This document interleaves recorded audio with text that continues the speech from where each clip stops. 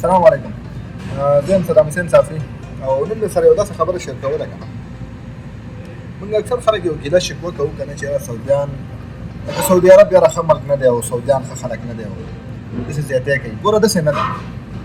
موږ چې کله یورپ کنټریز ته ځو، لندن ته ځو یا امریکا ته ځو، نو موږ اکثر د هغو دپاره د هغو ژبه زده کول غواړو. که د هغو ژبه د هغو نه اول زده کوو، ویزه بیا وروسته لګي انټرویو ورکوو او کیسې پیسې وي او بیا وروسته د کار ویزه لګي یا نه لګي، خو د هغې دپاره موږ فول پریپریشن.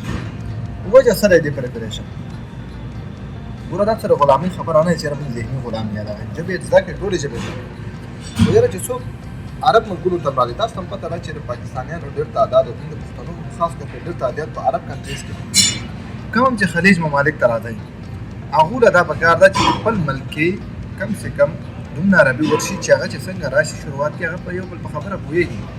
ګوره سعودی بد سړی نه دی، سعودی ښه سړی دی. اوس زه دې پوهېږم یو سعودي سره ته کار کوې، هغه کاروباري دی. کاروباري سړی اکثر په ټینشن کې وي، څه نور څه مسلې مسایل وي، کور د طرفه څه مسلې مسایل وي، هر څه او هغه ستا یو تمه لري ځکه چې ته د هغه ورکر یې یا د هغه ګوره اول خو زه دا وایم کنه چې خپل کاروبار کوي، خو ځینې کوي چا مزدوري کوي، ته د چا مزدور یې نو ته به بیا لازمي د هغه په خبرو ځان پوهه کوې. داسې نه ده کنه چې مثال هغه تا ته خبرې کوي او ته ورته وایې انا ما فی معلوم او انا ما فی معلوم، دا خبرې به نه کوې. ګوره چې راځئ دومره څه ناڅه ټکي زده کوئ چې تاسو دلته پرې سروایو کولی شئ. مطلب څه ناڅه نه ښه پوره ژبه زده کوئ، یاره دا ستاسو دپاره ښه ده. بیا اکثر دلته خلک راشي وایي یاره دا سعودیان ښه خلک نه دی.